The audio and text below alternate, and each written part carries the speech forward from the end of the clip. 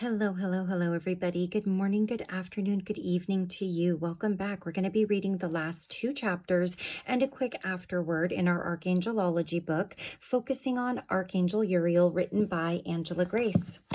I just got finished reading chapters 7 and 8, and I just thought, you know what, these videos are so short, so I'm just going to go ahead and read 10 and 11 and just wrap this up. So chapter 10 is titled Reiki with Uriel, and if you're not familiar with what Reiki is, we're going to learn a little bit about that right here. So what is Reiki? Reiki is a Japanese technique founded by a man named Mikao Yusai in 1914, and it allows someone to channel healing energy for themselves and others. Its name consists of two words, Re, meaning higher power, and Ki, meaning life force energy. Combined, we see that Reiki involves using the power of the universe and God to heal the life force. It's possible to receive certification and become a Reiki master, but it isn't dependent on spiritual attunement or ability, meaning that it's available to all people of all walks of life, and it's also not associated with any specific religion. It is typically completed by channeling energy through the hands, as we have done in a few other exercises already. A Reiki healer may place their hands on a relevant chakra to heal it, run their fingers through their patient's aura to cleanse it, or gather energy in their palms from the air around them. A session can often have sedative qualities as well as healing. Although Reiki is sometimes associated with Eastern faiths or New Age practices, it isn't actually associated with a single religion. In fact, even atheists have used and enjoyed Reiki. It involves using the power of the universe, whether you see it as an energy or an entity. Mikao Yusai has stated that the only ideal necessary for practicing Reiki is a desire to promote peace, which people of all faiths can stand behind, and people that don't have a faith. Although Reiki masters recommend using the practice in tandem with modern medicine, there have been instances of miraculous healing through the use of Reiki. It's a powerful art that should not be taken lightly. Don't worry, however, you can ask Uriel to guide you through the motions and ensure that you do well. Through Reiki, you can become a powerful healer for yourself and your loved ones. Incorporating Uriel's help. If you're new to Reiki, asking Uriel for assistance can be a fantastic way to get the hang of it. As with all angels, he is an expert at channeling God's all-powerful energy, so he can be very helpful for a beginner. However, even if you've been doing Reiki for a long time, you may notice some unique benefits to using his help in your practice. For this practice, it may be beneficial to think of angels as a shard of God. Each angel represents an aspect of his personality and is able to perform their assigned duty with perfection, thanks to his hand in the process. Archangels are particularly powerful and each have their own assignments. Raphael heals, Azrael works with the souls of those who have passed, and Uriel stands, guards, and teaches. By approaching Uriel in particular and channeling his energy on someone else's behalf, you can help protect them or dispel confusion. So the first technique is Lightweaving. I have found the Lightweaving technique particularly powerful when used in tandem with Uriel's energy. Since it's focused around light, this comes as no surprise. With this technique, we sew a cloth of divine light intended to protect a person or area from negative energies. In Uriel's case, this cloth will defend from distraction, disorientation, and mental cluttering. Begin by calling for Uriel by speaking his name and stating that you need his assistance with this Reiki healing. Be sure to state your intention directly. You may have a particular goal in mind, such as, I wish to protect this space from distraction while I work. But you may also keep the intention open and allow, my page got stuck, allow Uriel, to decide what's needed in that moment. Upon feeling his presence and stating your intention, channel his frequency through your heart chakra, arms, hands, and down into your fingers. You will want to imagine Uriel's light coming from your fingertips and creating long strings that you are able to manipulate. Think of like a puppet on strings. Next, ask Uriel to guide your hands as you begin to weave the fabric in the air. You may notice that Uriel is encouraging large, sweeping movements, or you may notice that the situation requires a gentler, slower touch. Do whatever feels best to you, as that is what Uriel is advising. You can make the fabric directly in front of your target, a few feet away, or you may have one on hand, or you may have one hand upon the person or object you are protecting, while the other hand weaves.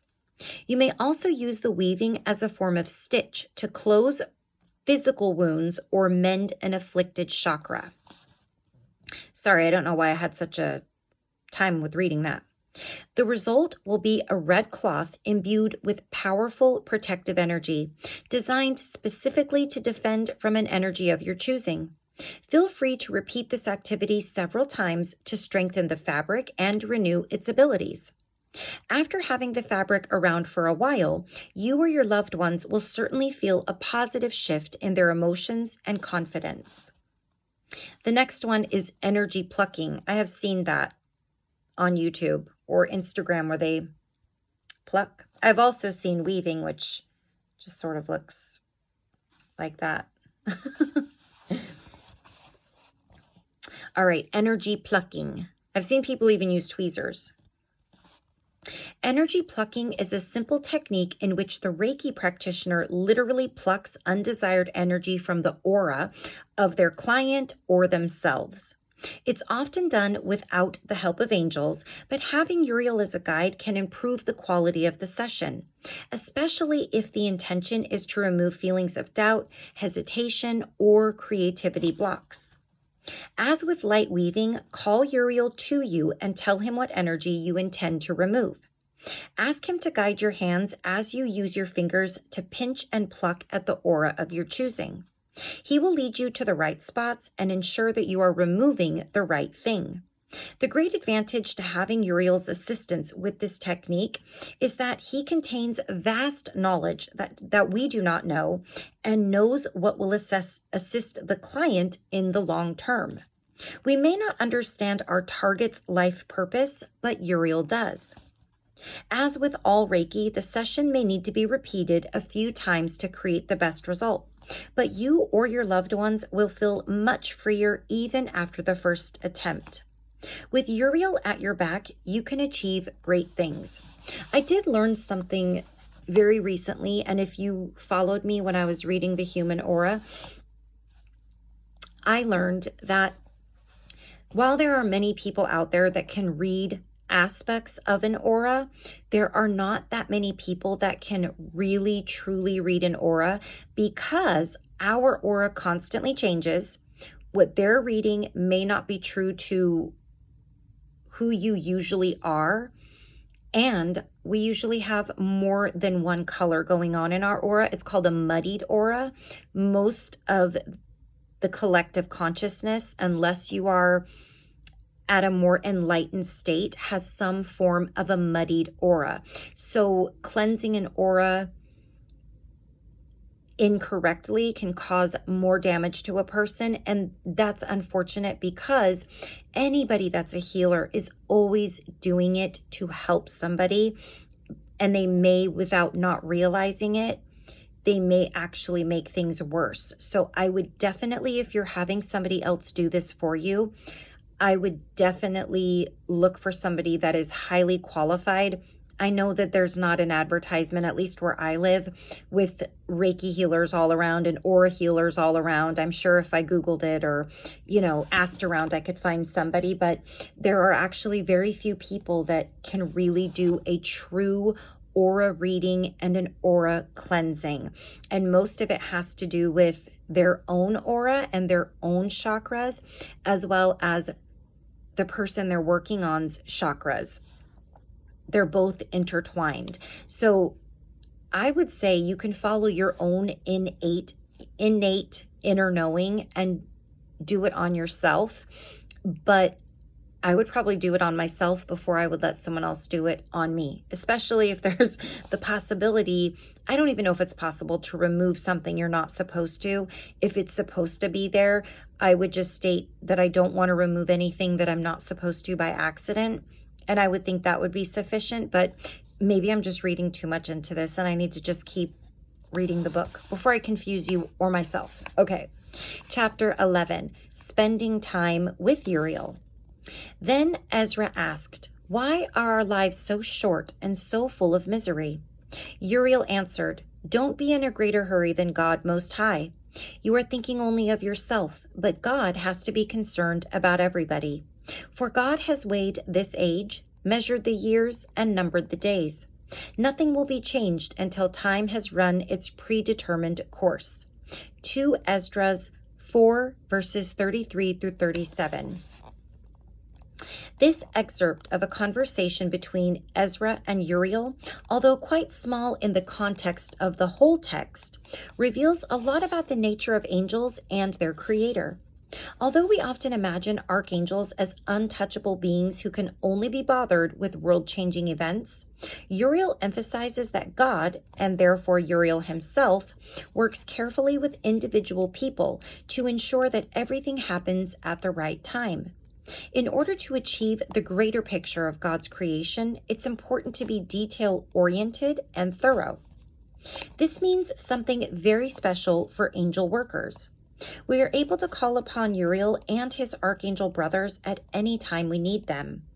Each of our actions has consequences and can create a butterfly effect, so it makes sense to communicate with higher beings about even the small happenings in our lives. By doing so, we can contribute to the greater good more effectively. In this final chapter, you will learn how to foster a loving relationship. And again, my page is stuck. I'm assuming it's going to say with Uriel by including him in your daily life. Although there are many ways of personalizing this process, I'll share some that are common among angel workers so you can have a better idea of where to start. Beautiful moments. In Jewish culture, it's traditional to say a quick blessing to God after witnessing something especially beautiful.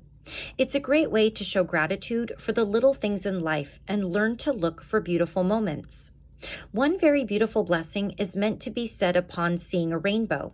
"Blessed are you, Lord our God, ruler of the universe, who remembers the covenant and is faithful to God's covenant and keeps God's promise."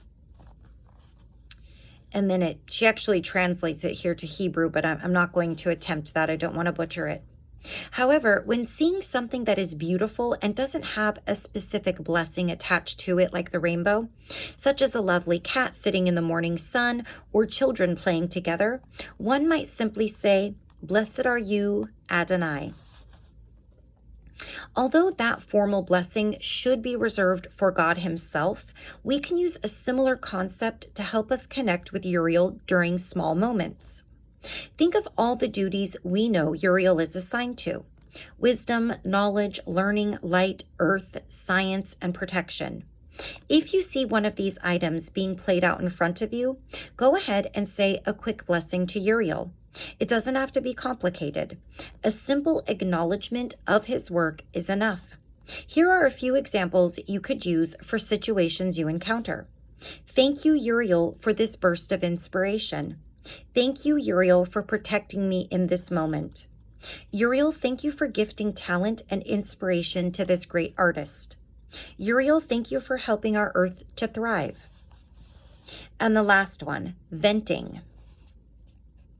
Do you ever send your friends vent texts? They can be very relieving. Sometimes all we need to do is complain about our day in order to feel better. Having someone else know what we go through makes us feel appreciated and known. Never forget that you can also vent to Uriel if you need to. I often like to use quiet moments during my commute or work day to vent to my angels. We're always in dialogue with ourselves during long drives, slow days at the office, or when we're doing errands. So why not invite Uriel into the dialogue as well? It's simple to include him in the chat. Simply address him as you begin the thought, and he will start to listen in. You will likely sense his presence or at least feel that he's listening in. When you're talking to him, be sure to pay attention to your surroundings in case he decides to send you a sign at that moment. An animal encounter, appearance of the number 3, or stumbling up upon a person in need might be a major signal from the Archangel. Don't be discouraged if you don't see any signs, however. Uriel will choose some other way to respond and help you, even if he's working behind the scenes. Okay, so that completes our book, and I'm going to just finish it off here with the quick afterword from our author. Although our world can be full of deceit, misconceptions, and negativity, we don't have to face it alone. We can move forward with confidence, knowing that Uriel has our backs. With his help, we can gain a better understanding of God's intention for us and fulfill that purpose with minimal stress. Not only that, but we can also gain a valuable friend. Now that you know how to hear Uriel's voice, look for him in the world around you, and access him through a number of different activities, you have him available at all times. Uriel doesn't care whether you've had a hard past, a troubling present, or fear for the future. He's here for you no matter what, and his advice will be very valuable as you move forward. I hope that this book gave you the self-assurance you need to contact Uriel without fear or shame, and I will be praying that he is able to communicate efficiently with you. You deserve this positive influence in your life and are hopefully willing to accept it. As you now know, Uriel is able to grant you guidance and knowledge that allows you to be more productive and inspired in your own work. With his help, you will be able to contribute more to the overall evolution of our species, giving you a great feeling of accomplishment and satisfaction. You will feel an increase in energy, motivation, and hope. As with other archangels, you may want to dedicate some time. These dang pages. Getting to know Uriel before you attempt to connect with another. Otherwise, the messages may get a little confusing, and the many energies of the archangels might be hard to tell apart.